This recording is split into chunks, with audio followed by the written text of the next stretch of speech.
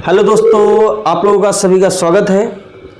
तो दोस्तों, आपके लिए हम एक नया टॉपिक लेके आए हैं, प्रश्नावली 1C, क्लास 10 डॉक्टर मनोहरे प्रश्नावली 1C।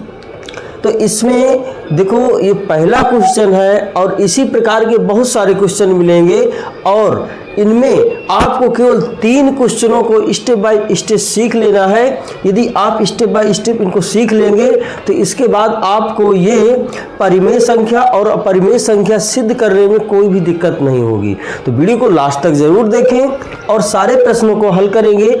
तो इसके पहले जो 1B था तो हमने कंप्लीट कर दिया है। तो आप जाएंगे प्लेलिस्ट में और कक्षा 10 डॉक्टर मनोहरे की चैप्टर वाइज वीडियो है तो आप देख सकते हैं। ठीक है, चलिए हम इस क्लास को स्टार्ट करते हैं, जिसमें हमारे पास पहला क्वेश्चन है, सिद्ध कीजिए कि 3√3 एक परिमेय संख्या नहीं है। परिमेय संख्या नहीं है तो ये कौन सी होगी? अपरिमेय संख्या होगी, क्योंकि अपरिमेय और परिमेय का रिलेशन होता है। तो ये क्या होगी? अपरिमेय संख्या होगी। ये हमको इसमें सिद्ध करना है कि ये एक परिमेय संख्या नहीं है। चलो, तो इस प्रकार की क्वेश्चन को हल करते समय एक एक स्टेप सीखेंगे तभी आपको समझ में आएगा, क्योंकि इसमें बहुत लोगों को प्रॉब्लम होती है कि हमें पता नहीं चलता कि हम इसको कैसे सिद्ध करें। तो आपको केवल 3 टाइप्स के क्वेश्चन होते हैं इसमें। यदि 3 टाइप्स के आप इसको क्वेश्चन को कर पाएंगे तो कभी भी आपको इसमें दिक्कत नहीं आएगी। चलो देखो, एक कॉन्सेप्ट आप जरूर यहाँ पे याद रखेंगे। कॉन्सेप्ट क्या है? एक कॉन्सेप्ट है हमारा कि परिमेय नॉट इक्वल टू अपरिमेय, कि परिमेय संख्या अपरिमेय संख्या के बराबर कभी भी नहीं हो सकती, इतना आप मान के चलेंगे। ठीक है, तो हमेशा जो भी क्वेश्चन दिया होगा, यदि परिमेय संख्या है तो हमें जो भी यहाँ पे दिया गया है इसका हमें उल्टा हमेशा मानना है। ठीक है, चलो माना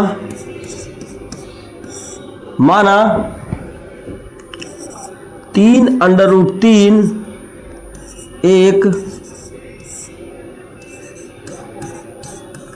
परिमेय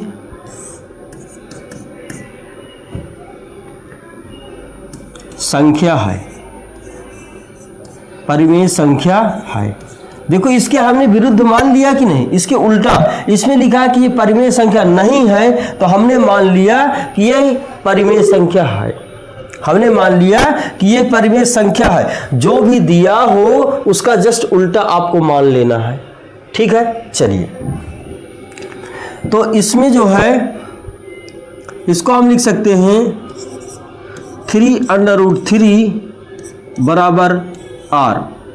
जहां इसमें आप लिख सकते हैं जहां r एक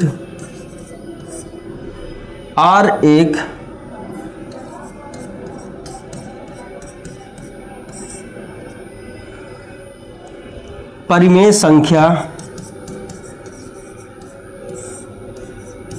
है। r एक परिमेय संख्या है। तो इसको हम क्या करेंगे, थोड़ा सा और सॉल्व करेंगे।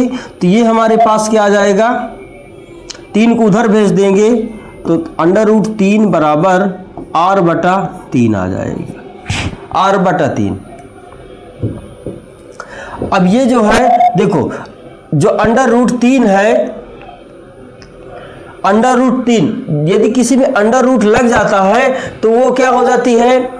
अपरिमेय संख्या हो जाती है। क्या हो जाती है? अपरिमेय संख्या हो जाती है। और ये तो हमारे पास परिमेय संख्या थी, तो क्या अपरिमेय और परिमेय कभी भी बराबर होती है? नहीं होती है, क्योंकि हमने बता दिया, पहले ही कॉन्सेप्ट बता दिया है कि परिमेय संख्या और अपरिमेय संख्या बराबर नहीं होती है। और यहाँ पर हमने माना था कि r एक परिमेय संख्या है, मान लिया था ना। और ये भी एक परिमेय। जब ये इसको बटे में गया तो इधर तो ये परिमेय संख्या आ गई, इधर परिमेय संख्या है, और अंडर रूट जिसमें भी रूट लगा हो बेटा, जिसमें रूट लगा होता है वो समझ लीजिए अपरिमेय संख्या होती है। इतना समझ के चलेंगे। तो ये इधर क्या हो गई, इधर ये क्या हो गया, अपरिमेय हो गया, अपरिमेय हो गया, और इधर क्या हो गया, ये परिमेय हो गया, ये परिमेय हो गया। तो ये बताओ अपरिमेय और परिमेय कभी बराबर होती है? नहीं होती है। तो हम लिख सकते हैं अतः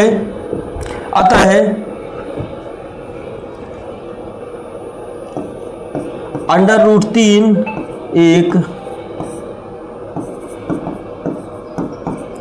अपरिमेय संख्या है, अपरिमेय संख्या है,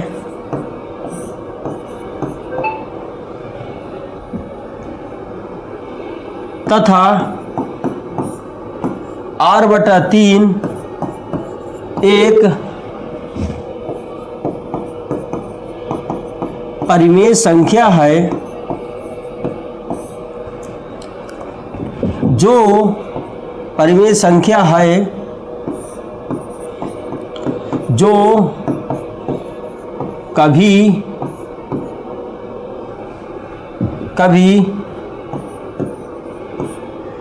एक दूसरे के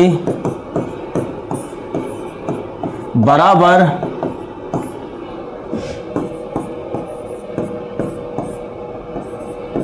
नहीं होती है। अतः इसलिए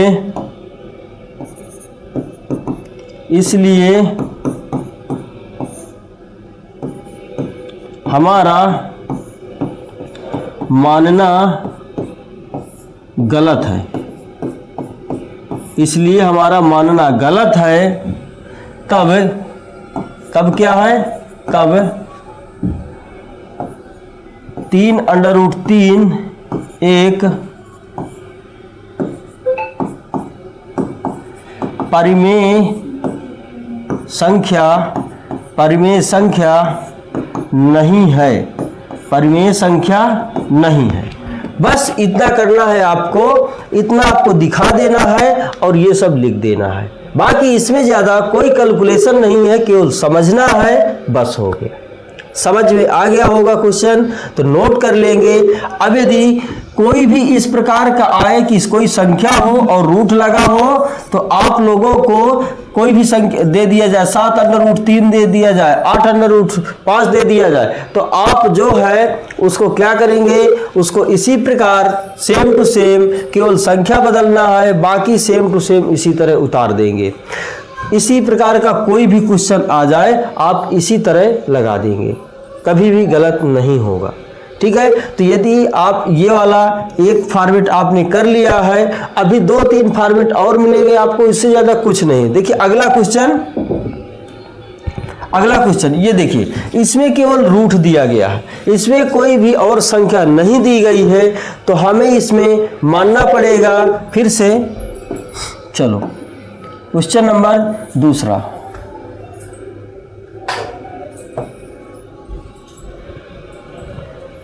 क्वेश्चन नंबर दूसरा, √5। तो इसमें भी हल करते समय हमको क्या करना है, मान लेना है। जो √3 है हमारे पास, तो इसमें देखो क्या, इसमें थोड़ा सा उल्टा किया गया। क्या, इस यहाँ पे सिद्ध कीजिए, लिख लीजिएगा, सिद्ध कीजिए कि √5 एक अपरिमेय संख्या है। इसमें बता दिया गया है कि √5 जो है एक अपरिमेय संख्या है, पर हमको सिद्ध करके बताना है कैसे है। चलो, तो यहाँ सबसे पहले आपको जो भी चीज़ दिया हो इसका हमेशा उल्टा मान लेना है। ये हमें क्या दिया है, अपरिमेय दिया है, तो हम इसको मान लेंगे कि यह एक परिमेय संख्या है। तो लिखेंगे माना √5 एक परिमेय संख्या है।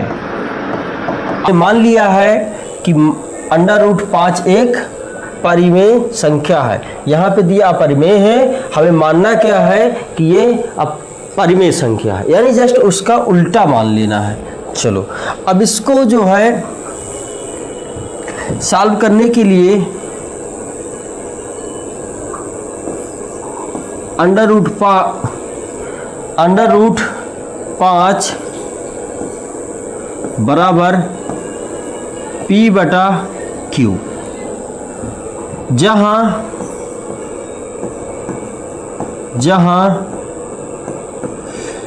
P/Q एक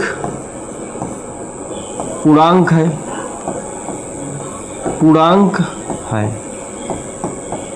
ठीक है, पूर्णांक है या परिमेय संख्या है। आप ये भी लिख सकते हैं कि परिमेय संख्या है। तो इसको जो है हम लोग क्या करेंगे, Q को इधर ले आएंगे इस पार, तो ये नहीं, Q को वहीं पे रखेंगे, इसका वर्ग कर देते हैं। हमने कहा क्या, जो हमारे पास हमने इसमें मान लिया कि माना √5 एक परिमेय संख्या है और लिख दिया हमने कि √5 बराबर P/Q, जहां P और Q क्या है, P/Q कहो या P और Q कहो, ये क्या है, पूर्णांक है, एक परिमेय संख्या है, ये भी लिख सकते हैं, परिमेय संख्या है, ठीक है, परिमेय संख्या है। जिसमें इसमें और लिख सकते हैं कि जो P है और Q है, PQ में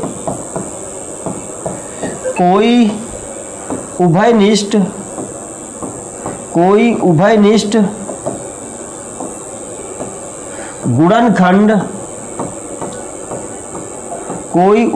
गुणनखंड नहीं है।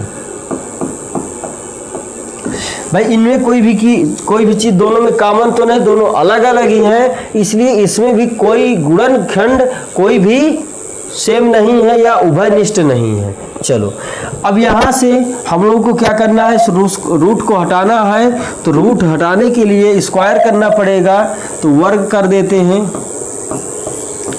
वर्ग करने पर वर्ग करेंगे तो क्या आएगा, √5 का स्क्वायर, इधर क्या आएगा, P/Q का स्क्वायर, ये हो जाएगा 5। इसको समीकरण 1 मान लेते हैं, ठीक है, समीकरण 1, ये हो जाएगा हमारे पास 5P²/Q²।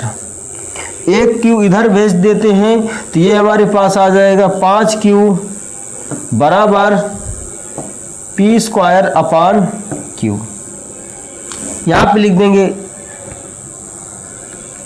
अतः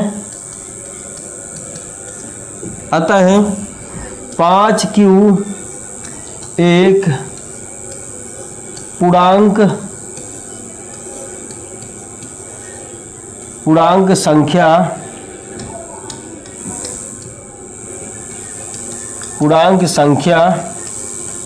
है, ठीक है, तथा P और Q में P²/Q में कोई उभयनिष्ठ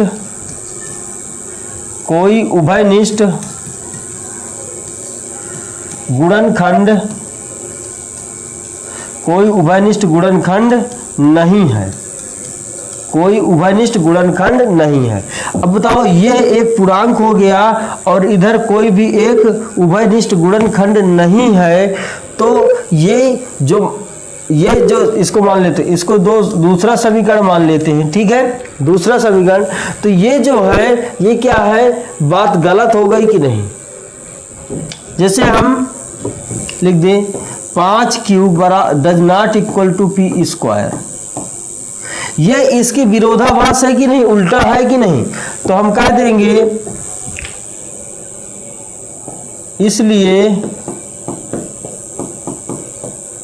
हमारा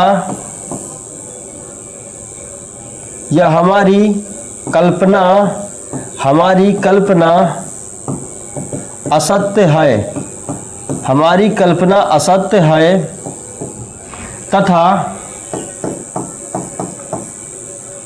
√5 एक अपरिमेय संख्या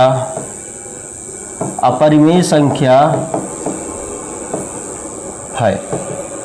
ठीक है, तो इस प्रकार से यदि केवल √ वाला दिया हो, कोई भी क्वेश्चन हो, √7 हो, √3 हो, कोई भी क्वेश्चन आ जाए तो आपको सेम टू सेम यही वाला स्टेप अपना लेना है। इसके अलावा आपको अगले अपने से कुछ भी नहीं करना, जो चीज़ इसमें बताया गया है वही करना है। ठीक है, चलो नेक्स्ट क्वेश्चन है, क्वेश्चन नंबर 3 है। क्वेश्चन नंबर 3 है।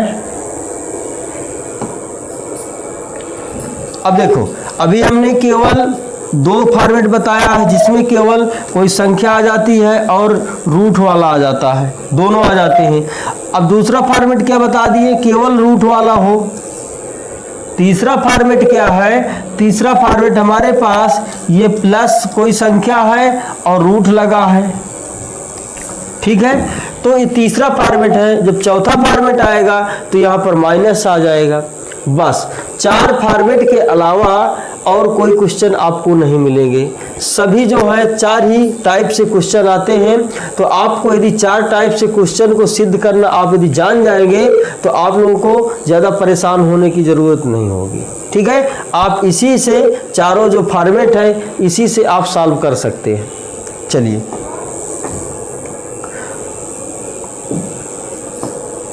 तो हमारे पास जो तीसरा क्वेश्चन है क्या है, 3 + 2 √5। 3 + 2 √5 क्या है, 3 + 2 √5। तो इसमें सिद्ध कीजिए कि 3 + 2 √5 एक अपरिमेय संख्या है। इसमें भी हमको यही बताना है कि यह एक अपरिमेय संख्या है।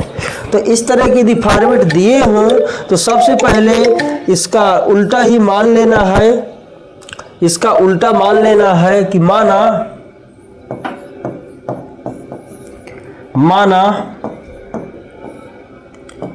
3 + 2 √5 एक, यहाँ पे अपरिमेय दिया है तो इसका उल्टा हम लोग परिमेय मानते हैं, परिमेय संख्या है, परिमेय संख्या है। इतना आपको मान लेना है। इसके बाद और भी लिख सकते हैं, जो कोई और पूर्णांक मान लेते हैं, जो x/y, जैसे p/q माने थे तो यहाँ पे x/y के बराबर है। 3 + 2 √5, 3 + 2 √5 बराबर x/y। देखो यहाँ पर भी p/q आप मान सकते हैं, पर ऐसा ना हो कि आप जो है कहीं भी कोई भी क्वेश्चन लगाएं उसमें p/q ही माने, कोई ये जरूरी नहीं। x/y मान सकते हैं, z/x कुछ भी मान सकते हैं। चलिए इसको थोड़ा सा सॉल्व करेंगे तो 3 उधर ले जाएंगे तो ये हमारे पास आ जाएगा 2 √5 और इधर कितना आएगा x/y, और ये जो 3 है उस पार जाएगा तो माइनस हो जाएगा। ठीक है, चलो अब ये जो 2 है तो इसको भी उस पार ले जाते हैं तो 2 इधर से गुणे में उधर जाएगा तो बटे में जाएगा, तो ये आएगा √5 x और बटे, देखो इसमें दोनों में गुणा हो जाएगा बटे में, तो ये हो जाएगा x/2y और माइनस का 3/2, दोनों के साथ हो जाएगा। ठीक है, समझ पाए। चलो अब यहाँ से देखो हमें दिख रहा है कि जो √5 है, तो थोड़ी देर पहले जो क्वेश्चन हम दूसरा देखे थे उसमें क्या आया था, उसमें क्या आया था, अंडर रूट जो 5 था हमने सिद्ध किया था क्या है, यह एक अपरिमेय संख्या है। अंडर रूट 5 हमने सिद्ध किया था कि अपरिमेय संख्या है, और इधर क्या है, ये परिमेय संख्या है। क्या है, परिमेय संख्या है। तो हम जो है पहले ही कॉन्सेप्ट आपको बता चुके हैं। कॉन्सेप्ट क्या था, कॉन्सेप्ट आपको जो बताए हैं हम, क्या था कि कभी भी परिमेय डज नॉट इक्वल टू अपरिमेय, यानी परिमेय संख्या अपरिमेय के बराबर कभी नहीं होती है। ये तो हमने आपको बताया था कि परिमेय संख्या अपरिमेय संख्या के बराबर कभी नहीं होती है। तो क्या यहाँ पर ये बताओ बराबर हो सकती है, नहीं हो सकती। तो हम लोग यहाँ लिख देंगे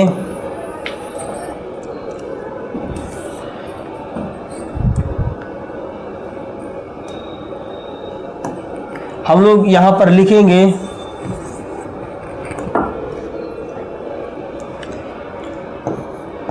अंडर रूट 5 एक अपरिमेय संख्या है, अपरिमेय संख्या है जो x/2y माइनस 3/2 के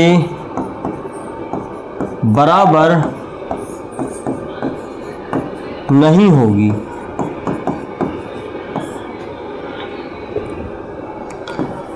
अतः हमारी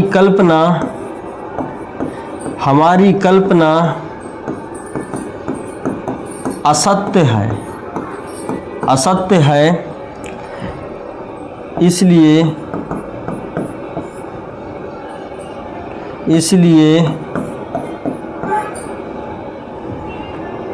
3 + 2√5 एक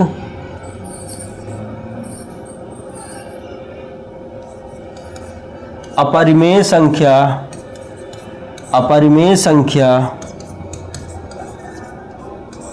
है, अपरिमेय संख्या है।